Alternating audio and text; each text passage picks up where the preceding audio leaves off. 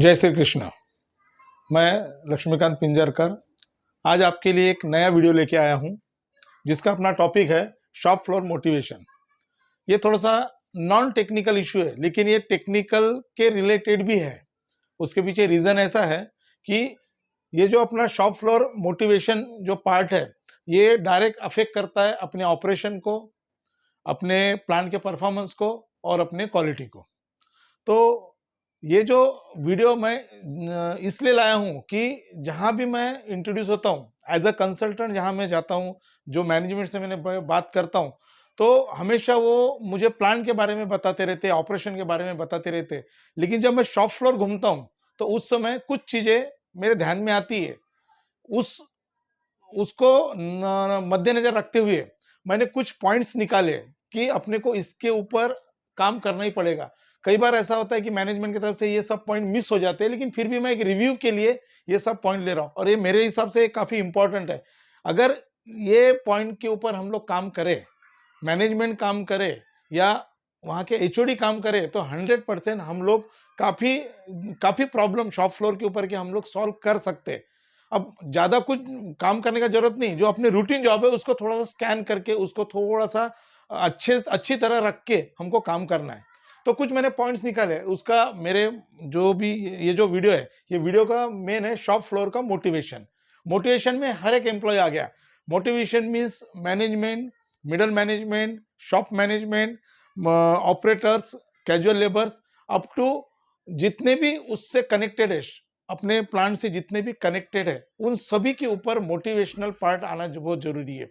कई बार क्या होता है, रूटीन जॉब कर करके हम लोग बिल्कुल थक जाते बोले तो फ्रस्ट्रेट होते हैं या वही वही जॉब करना, तो उसमें मोटिवेशन पार्ट आएगा तो वो काम और अच्छी तरह होता है।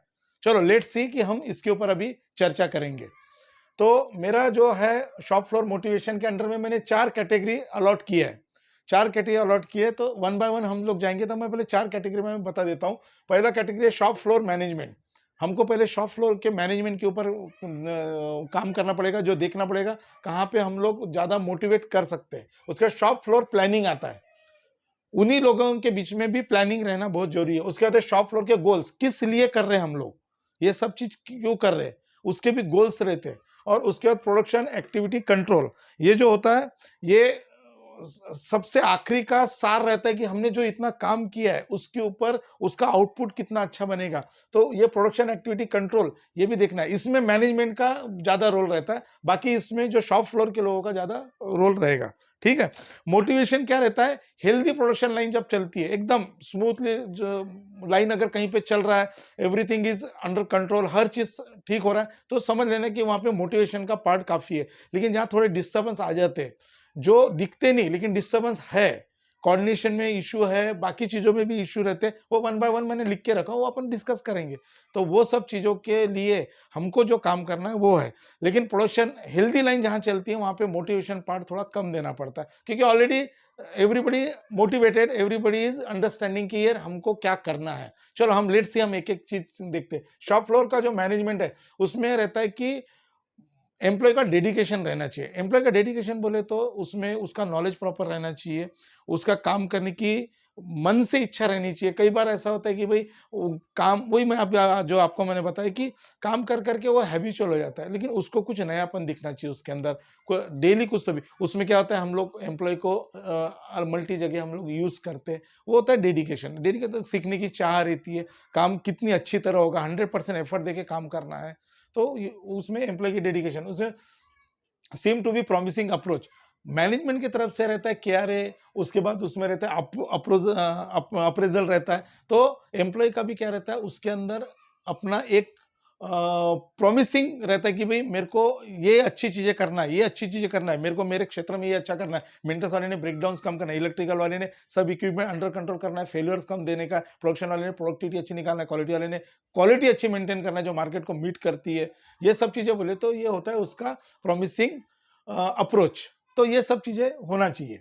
उसके बाद inter departmental coordination. Inter department coordination बोले तो ये जो चीज है, एक डिपार्टमेंट दूसरे डिपार्टमेंट के साथ एकदम ओपनली बात होना चाहिए, उसके रिजोल्यूशन आनी चाहिए। उसमें जब मीटिंग्स होती है, मॉर्निंग मीटिंग, जो मैंने इसके पहले के वीडियो में बताया कि मॉर्निंग मीटिंग जो 15 मिनट की होती है, उसके अंदर एकदम प्रॉपर मैनर में कोऑर्डिनेशन होना चाहिए। उसके बाद होता है फोकस रहना चाहिए कि हमको किस इशू में सबसे, कई बार होता है मैकेनिकल साइड में ज़्यादा प्रॉब्लम, कभी प्रोडक्शन साइड में ज़्यादा, कभी रॉ मटेरियल में प्रॉब्लम, कभी इलेक्ट्रिकल, ऐसा वेरियस डिपार्टमेंट। कभी नो डाउट कि हमारा परचेज डिपार्टमेंट में भी प्रॉब्लम आता है कि मटेरियल प्रॉपर आता नहीं है या जल्दी मिलता नहीं, तो उसके ऊपर हम लोग को फोकस करना है। इंक्लूडिंग ये शॉप फ्लोर की जब मैं बात कर रहा तो 100% की उसको अंदर आउटपुट देना है, तो मैनेजमेंट का भी उतना इन्वॉल्वमेंट रहना चाहिए। उसके बाद अगर टेक्निकली कुछ इश्यू होता है तो उसके अंदर हमको प्रॉपर वेल नोन ऑपरेटर जैसे चाहिए, वेल नोन टेक्नीशियन भी चाहिए, ताकि प्रॉब्लम जल्दी रिजॉल्व हो जाए।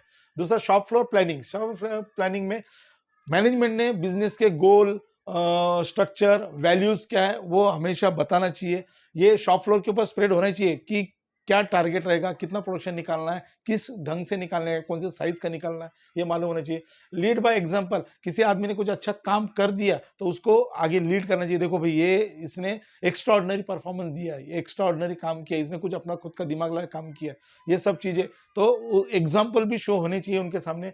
सेटअप, मशीन टाइम और लेबर, सेटअप प्रॉपर है कि नहीं वो देखना है। उसके बाद मशीन टाइम का जो ऑपरेशनल अपन ने जो टाइम फिक्स किया है वो प्रॉपर उसमें चल रहा है कि ज्यादा ले रहा है। उसका लेबर प्रॉपर मिल रहा है कि नहीं, कहीं शॉर्टफॉल तो नहीं है, कोई प्रॉपर लेबर तो नहीं है, कहीं बहुत ओवर एज के हो गए, बहुत ज्यादा यंग हो गए, ऐसा ये अनडाइजेस्टेबल रहता है, वो सब चीज नहीं होना चाहिए, वो हमको प्लानिंग में लेना पड़ता है। उसके बाद रिकॉर्ड कीपिंग और हावरली प्रोडक्शन। हावरली प्रोडक्शन में हर एक को मालूम होना चाहिए कि हमको दिन में 1 घंटे में कितना प्रोडक्शन निकालना है, हमको 4 घंटे में कितना निकालना। एसी ब्लॉक में क्या होता है कि हमारा कभी कभी मोल्ड लेट आते हैं, कभी कभी कुछ क्वालिटी नॉर्म्स गलत हो जाते हैं, कभी रॉ मटेरियल में इशू आता है, तो उसको कवर कैसा करना है, तो वो कौन से स्पीड से हमको काम करना है, उसके लिए हमको क्या क्या चेंजेस करना है, रेसिपी में क्या चेंजेस करना है, मैकेनिकल के ऑपरेशन में क्या क्या चेंजेस करना है, मटेरियल में क्या क्या चेंजेस करना है, ये अपने को मालूम होना चाहिए। और उसका सबका रिकॉर्ड रहना चाहिए। रिकॉर्ड मेरे पास काफ़ी रिकॉर्ड अभी अवेलेबल है।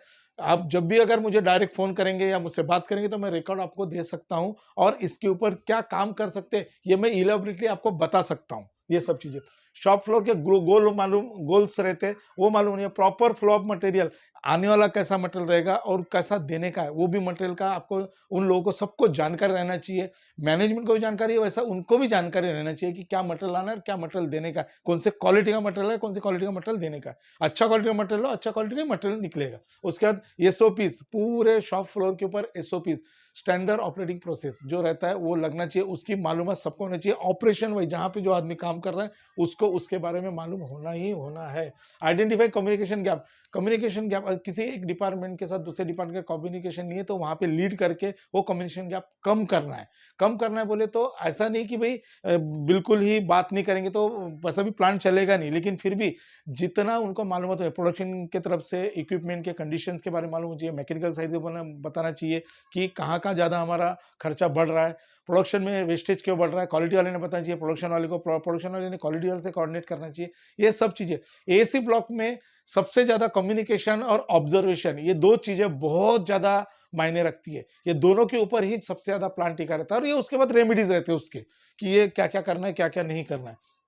उसके बाद आइडेंटिफाई डेविएशन, ध्यान में रखने का कि हमने कहाँ का डेविएशन है, हमको पंप उतने फ्लो में मटेरियल मिल रहा है कि नहीं, हमारा टाइम कहाँ लूज हो रहा है, हमारा मटेरियल कहाँ ज़्यादा लूज हो रहा है, हमने कहीं ज़्यादा हायर ग्रेड का रेसिपी तो यूज़ नहीं कर रहे, हमारा रिजेक्शन तो नहीं बढ़ रहा है, हमारे ऑपरेशन तो नहीं बढ़ रहे, ये सब चीज़ें देखना पड़ता है। तो इसका डेविएशन का भी ध्यान रहना चाहिए। सबसे मेन जिसमें मैनेजमेंट और हमारे जो शॉप फ्लोर, दोनों का प्रोडक्शन एक्टिविटी कंट्रोल में इन्वॉल्वमेंट ज़्यादा रहेगा। उसमें मैन्युफैक्चरिंग रिसोर्सेस, कहाँ से मैन्युफैक्चरिंग रिसोर्सेज बोले तो जहाँ से हम लोग मटेरियल ले रहे हैं वो मटेरियल कौन से क्वालिटी का ले रहे हैं, कितना लेना चाहिए, कितना अच्छा मटेरियल मिलता है, उसका भी हेल्प लेना चाहिए।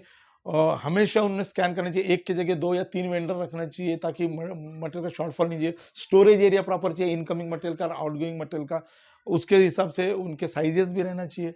प्रोडक्शन के ऑर्डर्स जो है, जो साइज वाइज ऑर्डर रहते हैं मार्केट में, जो डिमांड क्या है, 100 का माल, 150 का माल, 200 का माल, जो भी साइज है वो साइज का माल कैसा उनका ऑर्डर है, वो ऑर्डर डिलीवर्ड होना चाहिए, वो सब मालूम होना चाहिए।